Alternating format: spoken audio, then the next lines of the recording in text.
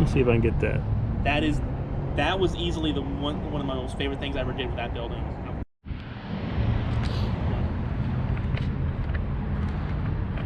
Yeah, you can see the bad driver on the base. And of course, the one unique thing about it, the taillights I love on this thing. Oh, that's right. You did the. I did the actual. That's right. Those look really cool, man. I hadn't actually seen them in person before. It's the one thing that really, for those who know, it's like, I've never seen this before. Yeah. And I love it because it's so unique. And then you had the blinker split off. Yes. And I said it's connected. See that low beam and on the high beam? Yep. Because Ford did the smart thing and they have the what is it, the camper shell wire under there. Right. So you can split it up if you need to. Is that actually a lightning third brake light too? It is. Nice. Those are getting really hard to find too. Yes, they are. And I actually got a good deal on that one. I just had to get a new harness for it. I think I paid about $100 for it. Yeah. 10 years ago they were all $100, and then when the inventory started running out, suddenly they were $200. Yeah. I was like, what? And now they're $300. How do you double the price? I want in on this game, but yeah, this was also a nice thing I like doing, where the actual navigator handle on these things. I like the chrome touch on it, but they use like a giant bar on these things that you can't. The giant bar that you have to take off. that's the actual pivot point for the handle. Yeah, because it interferes with the track on it.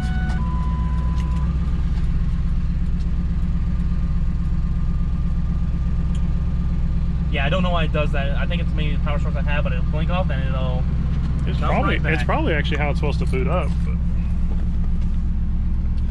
But back next to the show.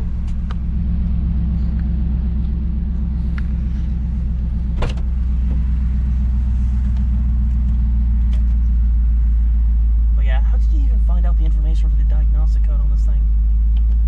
I don't remember. I think it was a like a diagnostic tree that actually you go down and can look it up. Like it was like some backdoor entry type of thing, kind of like the holding the trip reset and starting the computer to go into engineering mode. Yeah, but no, the biggest thing I'd ever want, and I told a couple people about this, is this right here. There's a second accessory pin on that thing. I don't know really what it's for, but yeah, you know the same thing as I do. Well, mine doesn't do that. But the second pin on that thing, I'd like, if I can figure out how this happened to it, I'd like to run a backup camera in that. That would be cool. Level H7 gives, as I said, the accuracy of this is actually pretty good. Well, yeah, this was one thing that surprised me in general, but it does pretty crappy on cloudy days in general as is. Yeah. It was nice to learn a few things about this thing, and I can actually change the pins on this thing, and I'll start screwing with it. If I actually turn this high or low, it'll change the backlighting on it. But you can change the car position on it, and I said the one thing I also liked was. You got it memorized. Yes, and it was such a simple code actually. This is what I'm saying. The speed pulses on this thing, yeah, it is different from what the actual output speed on it is. Because if you can go into the other menus, another menu, and it will actually give you the process speed on it. But that one is roughly, not exactly, about 2 times. So about, okay, I think about 50, 60 miles an hour gives me about 130 speed pulses. So, but no, I got lucky with, I got the actual STX surround on it. The brushed aluminum. Yeah, and I like the actual fact that I had the, I used the Sport Track AC controls because silver. Yep. I got the actual trim panels itself also for the STXs. Okay, yeah, I didn't even notice that. Yeah. It looks sharp. But the auto dim mirror I had put on, of course the home link. Yes. The chrome shifters, of course, the park sensors as they should, and that one took a while, but that one I love. So it actually goes to the speaker here, or does it go to the radio? No, there's actually the whole Oh, it's in the back. Yeah, the actual unique thing about this is what I noticed a lot about this generation of Ford is they did a lot of self-reliant stuff. Navigation, self-reliant. That's the right. park sensors, Self-contained. Yeah. Yeah, because I put the module right back there. Okay. So that's where it beeps and has all the computing with it, but it just communicates between the switch, the box, and the 4 sensors back there. So are these original centers, or are these? Yes. Okay. The centers are original. Okay, those are cool. I don't think I remember them actually having the. I guess he sewed in the Heritage Edition. Yeah, the previous owner had done it before. That's cool. But also on a kind of I've just liked collecting all the books for this thing in general. Even made the special code for it. Yeah. But this one book, this was an absolute pain in the neck to find. There it is. Oh, okay. I had to have it. Nice. But and of course And I'm sure you've read through it and it didn't have anything about the second pin on there. No. But I also bought those brand new. What is this? The DVDs for? Yes. Okay. And the box was beautiful, and it's all its disgusting smelling water stains. Right. Look and smell.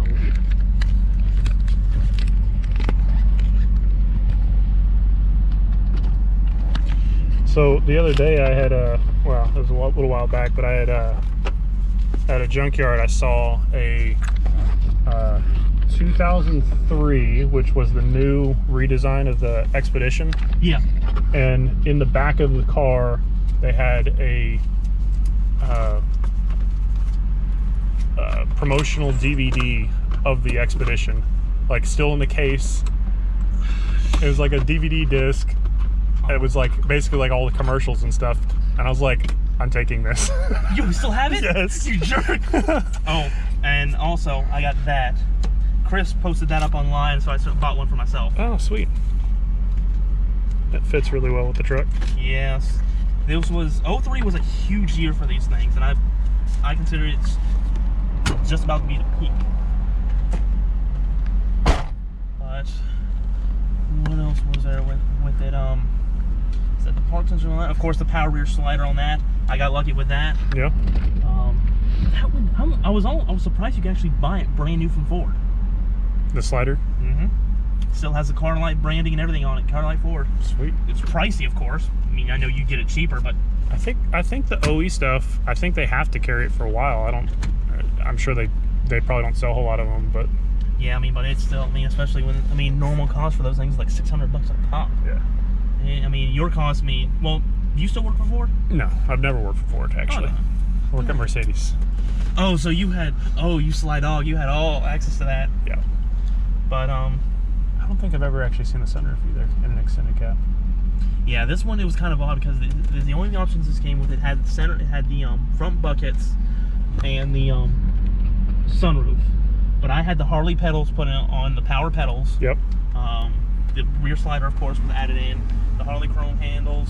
I actually changed this out for the Alpine radio out of a Navigator. I mean, it was in such nice shape. Right.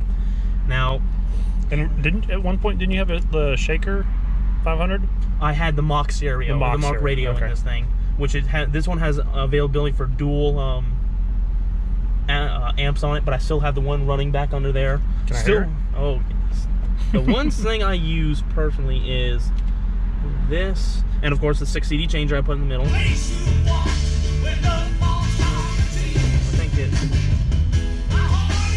think 2 is not reading. Why is 2 not reading? That's a little bit of a problem.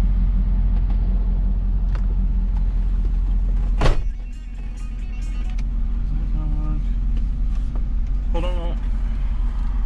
Let's go FM.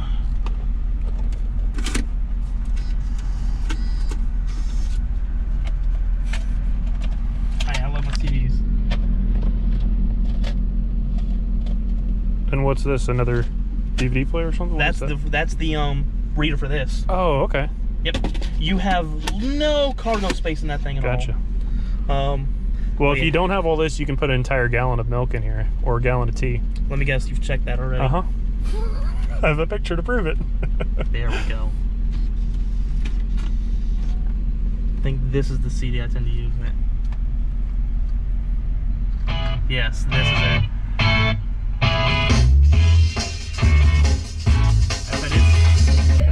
And you have it under your side?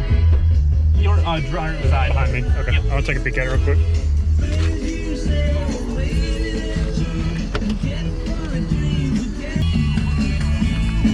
But what I like about this thing, I think Mix it's... it up a little. Get 2 medium 2-topping pizzas from Domino's for $5. There we go. Good morning, sunshine. How about breakfast? For what it is, Yeah. I love it. But this is the one thing that kind of I love, and it also makes me a bit sad. Is the phone. Because this one works. This one I can make calls with it. You can actually see it has T-Mobile on it. But they made the car phones for these things special. That they added certain components to them to make it work with it. Because there's a magnet on the bottom of this one that triggers a switch that allows it to switch from this output to that output. Right. And now if I hit this, it shows no portable. But if I plug up the other one in it, actually one from Mercedes, it pops up. So yeah, it doesn't matter as far as who it was for. Right. As long as you put a car phone in there, it'll work. Interesting.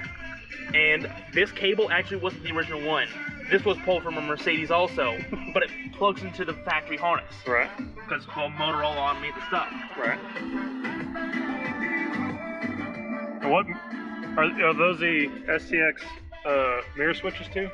No, those are UPR. Okay. It was one of the few aftermarket things I put on this thing. Right. The only aftermarket things I put would have been the window switches and the door lock switches. But everything else is either OEM or OEM style, like this. Yeah. And the one thing I was proud of is the wiper switch. Because Yeah, I remember that's the one that's like a town car. it was a Continental Bastardized. car, and I had to gut the whole thing to make it work. Yeah. That was fun. But the next thing I think I'm going to plan for this thing in general is going to be running an extra relay system, so I can run my automatic lights. Because I don't want to leave that relay plugged in so I fry my ballasts.